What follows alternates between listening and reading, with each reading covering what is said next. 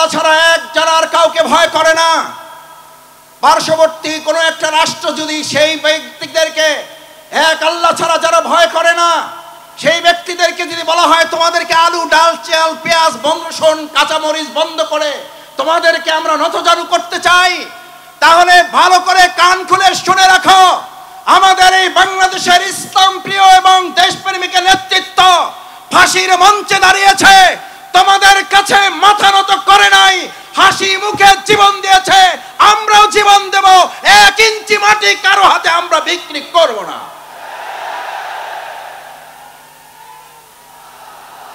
আমার তরুণেরা আমার যুবকেরা এখানে আছে, আমার তরুণেরা আমার যুবকেরা 2024 সালের জুলাই আগস্টে স্লোগান তুলেছিল, ঢাকা না ঢাকা না,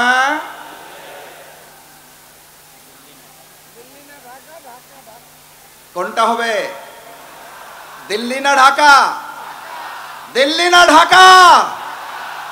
আমাদের বাংলাদেশে এমন কোন সরকার আর প্রতিষ্ঠিত হতে দেওয়া হবে না যেই সরকারের কোন সিদ্ধান্ত দিল্লি থেকে হবে, আমাদের দেশের সিদ্ধান্ত বাংলাদেশের মাটি থেকেই হবে। আমার সম্মানিত ভাই এবং বন্ধুগণ, হাতের ডান পাশে যারা আছেন বসে যাবেন।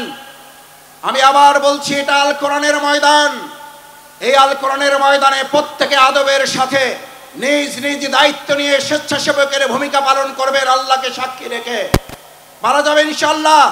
দেখি একটা তাকবীর, লিল্লাহে তাকবীর, লিল্লাহে তাকবীর, লিল্লাহে তাকবীর। আমার সম্মানিত ভাই এবং বন্ধুগণ, সেজন্য আজ আমাদের এই কলিজার টুকরা সন্তানের আর একটা স্লোগান তুলেছিল, আমাদের ছাত্র তরুণ যুবকেরা আর একটা সুন্দর স্লোগান তুলেছিল, উই ওয়ান্ট জাস্টিস।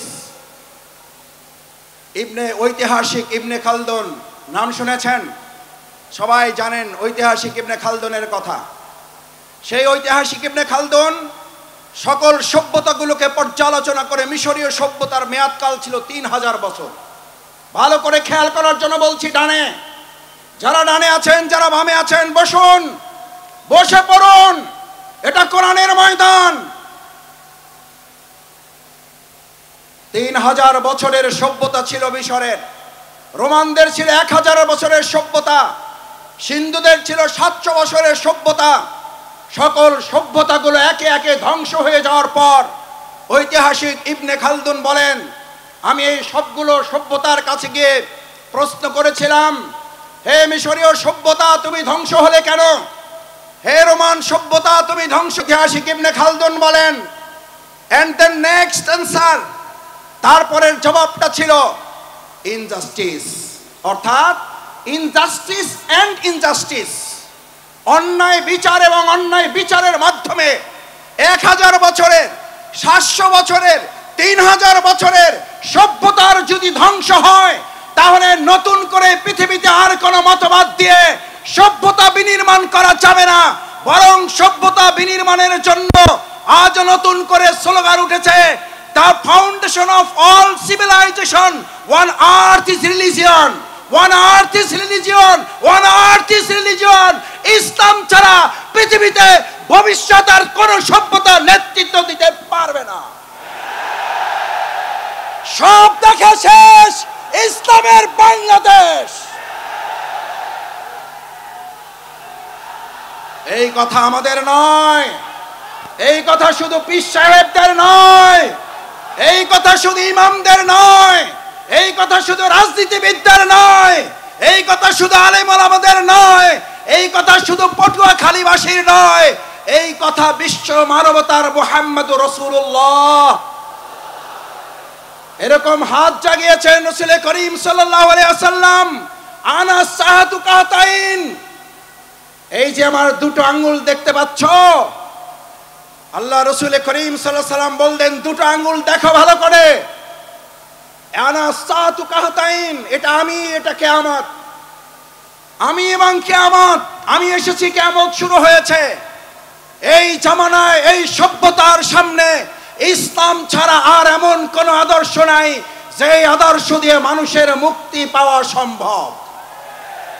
সুতরাং আজ এরকম একটি প্যান্ডেল নয়, দুটি প্যান্ডেল নয়, তিনটি, চারটি, পাঁচটি, সাতটি নয়, নয়টি প্যান্ডেলে ভর্তি হওয়া ভাই এবং বন্ধুগণ, আমার বোনেরা, আজ আমাদের এখান থেকে সিদ্ধান্ত নিতে হবে এই ভেঙে যাওয়া পৃথিবী গড়ে তোলার জন্য আল্লাহ সুবহানাহু ওয়া তাআলা প্রিয় নবী মুহাম্মদুর রাসূলুল্লাহ সাল্লাল্লাহু আলাইহি ওয়াসাল্লামকে দিয়ে যে ঘোষণা দিয়েছেন, এক ইসলামী সভ্যতা ছাড়া ভবিষ্যৎ আর কোন সভ্যতা মানুষকে মুক্তি দিতে পারবে না। যদি তাই না পারে, তাহলে আমাদের জন্য আল্লাহ তাআলার পরের ঘোষণা হচ্ছে তিবিয়ানান লিকুল্লি শাইইন ওয়া হুদান ওয়া রাহমা ওয়া বুশরা লিল মুমিনিন। আল্লাহ রাব্বুল আলামিন কি বললেন? হুদা, তোমাদের রোডম্যাপ দিয়ে দেওয়া হলো। এবার তোমাদের জন্য রহমা, তোমাদের জন্য আল্লাহর দয়া, তোমাদের জন্য আল্লাহর করুণা, তোমাদের জন্য আল্লাহর অনুগ্রহ। আমাদেরকে কোন দেশ কি দেবে আমরা সেই দিকে তাকাতে চাই না, আমাদেরকে কোন নেতা কি দেবে সেই দিকে তাকাতে চাই না।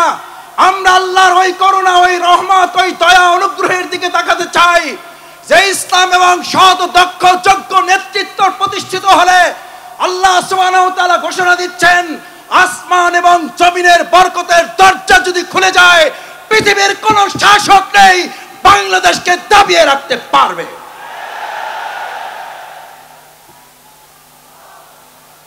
আমরা সেই রহমতের দরজা খুলতে চাই।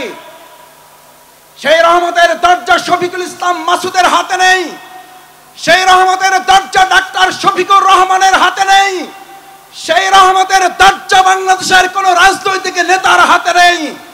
একবার হৃদয় উজাড় করে আর একবার জমিন কাঁপিয়ে সেই আল্লাহর নাম উচ্চারণ করো মুসলিমরা। কে? তিনি কে? তিনি কে?